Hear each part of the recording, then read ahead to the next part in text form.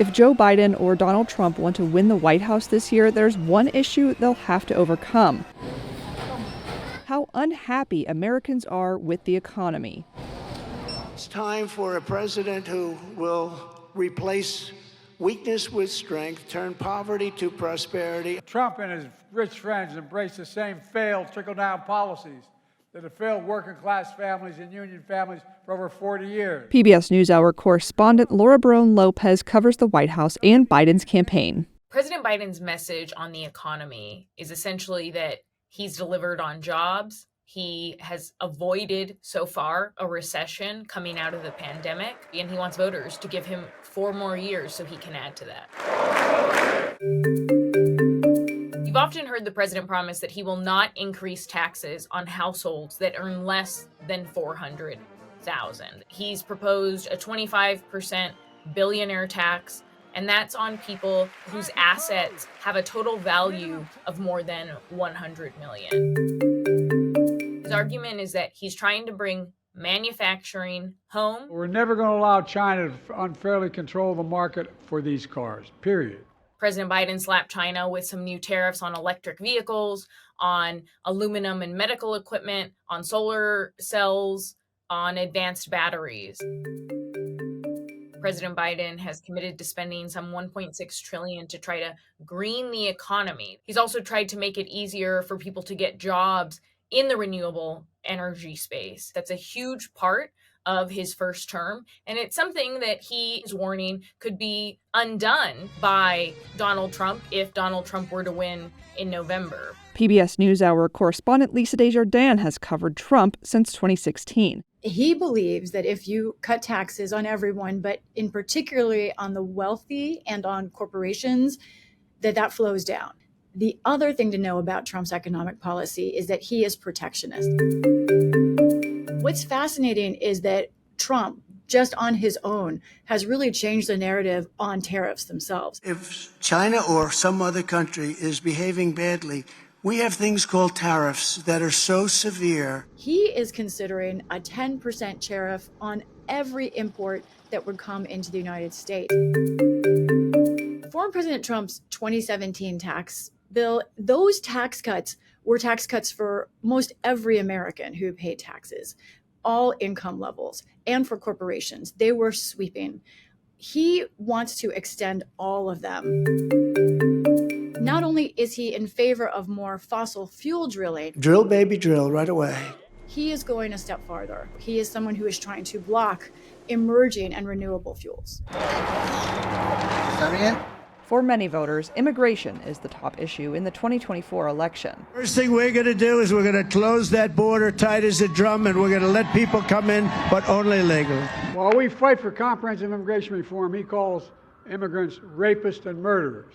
Biden and Trump have different ideas for how the country should handle issues like border security, deportations, and asylum seekers. President Biden's approach has been a bit of a balancing act on immigration. He actually kept in place a lot of the executive actions that President Trump had in place, namely Title 42. Title 42 was a deportation policy instituted during the pandemic by President Trump, and it essentially allowed Customs and Border Protection to immediately expel migrants encountered at the border, even if they were trying to seek asylum. President Biden kept it in place for a long time, essentially until the courts said that he couldn't anymore.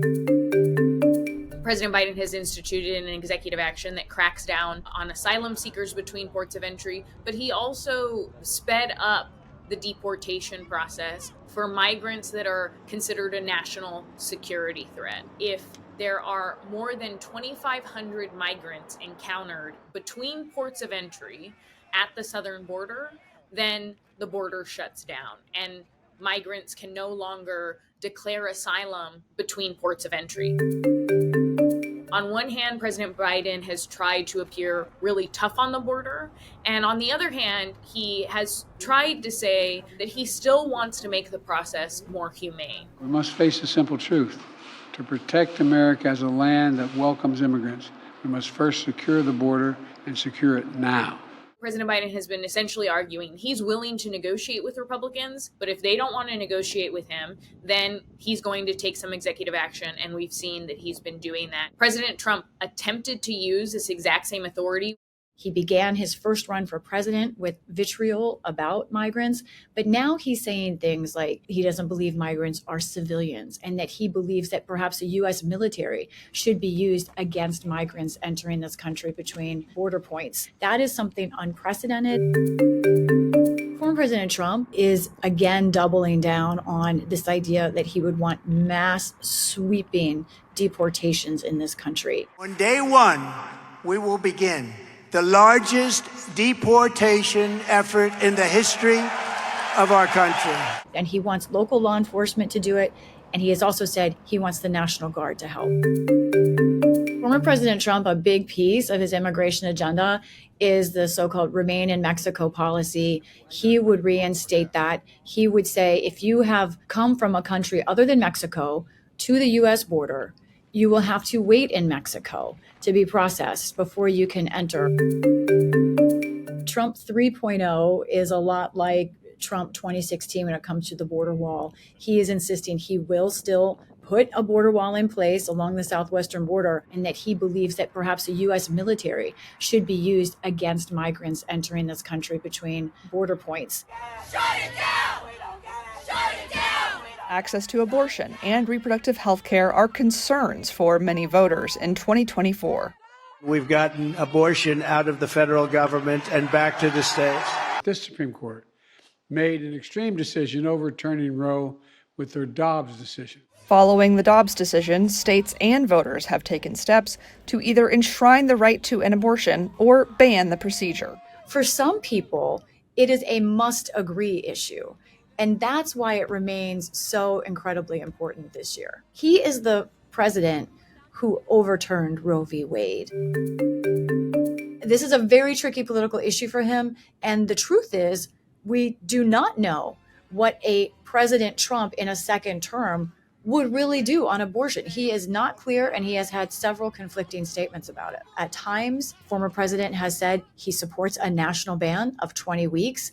He has said he is open to a 15-week national ban, but now his most recent statements have backed off of that and said that it's up to the states. And I believe in exceptions for the life of the mother, rape, and incest.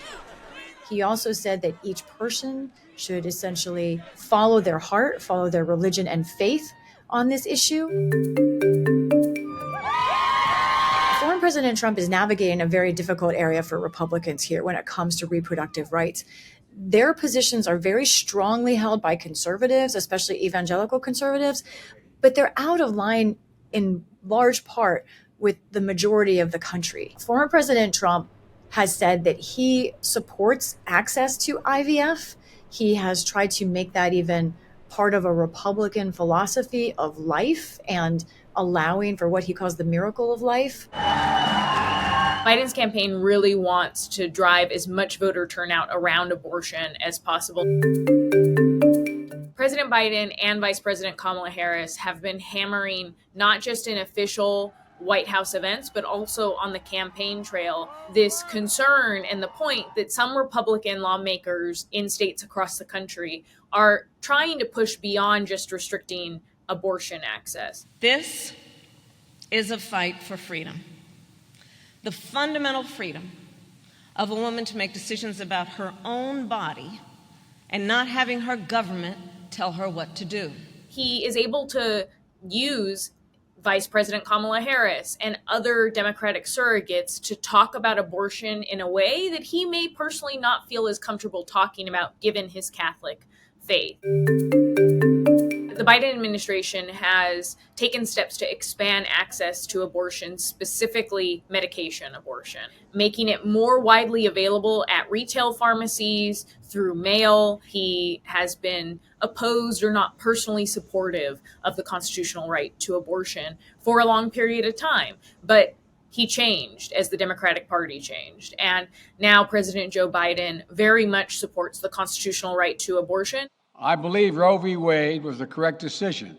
If President Biden wins re-election, he is telling the public that he would try to codify Roe v. Wade. So essentially codifying a constitutional right to an abortion prior to fetal viability. And that is something that would be incredibly difficult for him to actually see passed into law because of the fact that it would require strong Democratic majorities in both the House and the Senate. How abortion access and reproductive health care affect the political landscape may be one deciding factor on who is elected America's next president come November. For PBS News, I'm Casey Kuhn. There you go. And here's your water. And you won't feel any effects of that